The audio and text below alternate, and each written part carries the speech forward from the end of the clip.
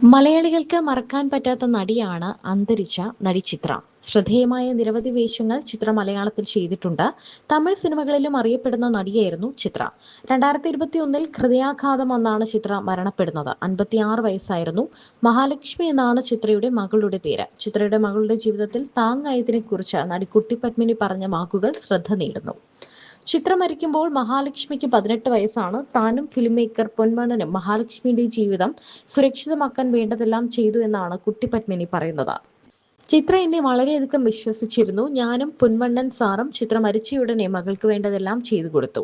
ഒരു മകളാണ് ചിത്രയ്ക്ക്. അവളെ കോളേജിൽ ചേർത്തു. വീടിന്റെ ഭാഗം വാടകയ്ക്ക് കൊടുത്തതിൽ പുതിയ കരാർ ഉണ്ടാക്കി. പണം മകളുടെ അക്കൗണ്ടിലേക്ക് എത്തുന്ന നിലയിലാക്കി. ഇന്ന് അവളുടെ ജീവിതം സെറ്റിൽഡ് ആണ്. അതിനുശേഷം സ്വയം രക്ഷിക്കേണ്ടത് അവൾ തന്നെയാണെന്നും കുട്ടി പത്മിനി പറയുന്നു. കുട്ടി പത്മിനിയുടെ അടുത്ത സുഹൃത്തു കൂടിയായിരുന്നു ചിത്ര.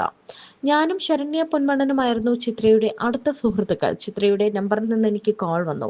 കോൾ എടുത്തപ്പോൾ ചിത്രയുടെ മകൾ കരയുകയാണ്. അമ്മ വീണു, പെട്ടെന്ന് വാ എന്ന് പറഞ്ഞു. ഞാൻ പതറിപ്പോയി. ഉടനെ എത്തി. ആശുപത്രിയിലേക്ക് പോകുന്ന വഴി തന്നെ ചിത്ര മരിച്ചിട്ടുണ്ട്. മകൾക്ക് അന്ന് 18 വയസ്സാണ്. ഹാൻഡ് ബാഗിൽ നിന്ന് 2 വളയെടുത്ത് ആന്റി 2 വള എന്റെ പക്കലുണ്ട്. അമ്മയ്ക്ക് എന്ത് പറ്റിയെന്ന് എങ്ങനെയെങ്കിലും ഒന്ന് നോക്കെന്ന് പറഞ്ഞു. അത് തനിക്ക് ഓർക്കാൻ പറ്റില്ലെന്നും കുട്ടി പത്മിനി പറയുന്നുണ്ട്.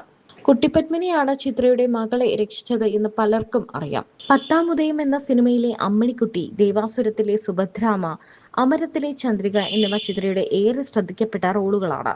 1965 ഫെബ്രുവരി 25-ന് മാധവന്റെയും ദേവിയുടെ മകളായി ജനിച്ചു. കൊച്ചി ഗവൺമെന്റ് ഗേൾസ് സ്കൂളിലായിരുന്നു ചിത്ര ആദ്യം പഠിച്ചത്. റെയിൽവേ ഇലക്ട്രിക്കൽ എഞ്ചിനീയർ ആയിരുന്ന അച്ഛന് മൈലാപ്പൂരിലേക്ക് സ്ഥലമാറ്റം കിട്ടിയതിനാൽ ചെന്നൈയിലായിരുന്നു ചിത്ര പിന്നീട് പഠനം തുടർന്നത്. 6 വയസ്സുള്ളപ്പോൾ അപൂർവ രാഗങ്ങൾ എന്ന തമിഴ് ചിത്രത്തിൽ ഒരു ചെറിയ വേഷത്തിൽ അഭിനയിച്ചുകൊണ്ടാണ് സിനിമയിൽ തുടക്കം കുറിച്ചത്. തുടർന്ന് മലയാളത്തിലും തമിഴിലുമായി ചെറിയ ചെറിയ വേഷങ്ങളിൽ അഭിനയിച്ചു. സിനിമയിൽ തിരക്കായതോടെ 10-ാം ക്ലാസ്സോടെ പഠനം അവസാനിപ്പിച്ചു. 1983-ൽ ആട്ടക്കലാശം എന്ന സിനിമയിൽ മോഹൻലാലിന്റെ നായികയായതോടെയാണ് ചിത്ര മലയാളത്തിൽ പ്രശസ്തയാകുന്നത്. ഒരു നല്ലെണ്ണയുടെ പരസ്യ മോഡലായി നിന്നതിനാൽ ആ കാലത്ത് നല്ലെണ്ണ ചിത്ര എന്ന പേരിലും അറിയപ്പെട്ടിരുന്നു. തുടർന്ന് 100ഓളം മലയാള ചിത്രങ്ങളിൽ ചിത്ര അഭിനയിച്ചു. പഞ്ചാഗ്നി, ഒരു വടക്കൻ വീരഗാഥ, അസ്ഥികൾ പൂക്കുന്നു, അമരം, ദേവാസുരം എന്നിവയിലെ ചിത്രയുടെ വേഷങ്ങൾ പ്രേക്ഷക ശ്രദ്ധ നേടിയവയാണ്.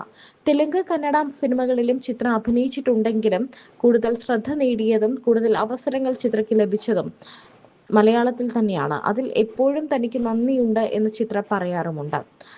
നടി ചിത്രയുടെ അപ്രതീക്ഷിതമായ വേർപാടുണ്ടാക്കിയ വേദനയിലായിരുന്നു കുറേ നാൾ സുഹൃത്തുക്കളൊക്കെ. മലയാളത്തിലും തമിഴിലും അടക്കം 100-ലേറെ ചിത്രങ്ങളൊക്കെ അഭിനയിച്ചിട്ടുണ്ടെങ്കിലും അവസാന കാലഘട്ടത്തിൽ ചിത്ര വലിയ രീതിയിൽ ഒറ്റപ്പെട്ടിരുന്നു. ദേവാസുരത്തിലെ സുഭദ്രാമ എന്ന കഥാപാത്രം ചെയ്യില്ലെന്നാണ് ചിത്ര ആദ്യം വിചാരിച്ചത്. പ്രോസ്റ്റിറ്റ്യൂട്ടിന്റെ വേഷമായതുകൊണ്ട് അച്ഛനൊക്കെ ഒരു വിഷമമായിരുന്നു. സംവിധായകൻ ശശിയേട്ടൻ വിളിച്ച് നായികയില്ലെങ്കിലും ചിത്ര ഈ കഥാപാത്രം ചെയ്യരുത് എന്ന് പറഞ്ഞു.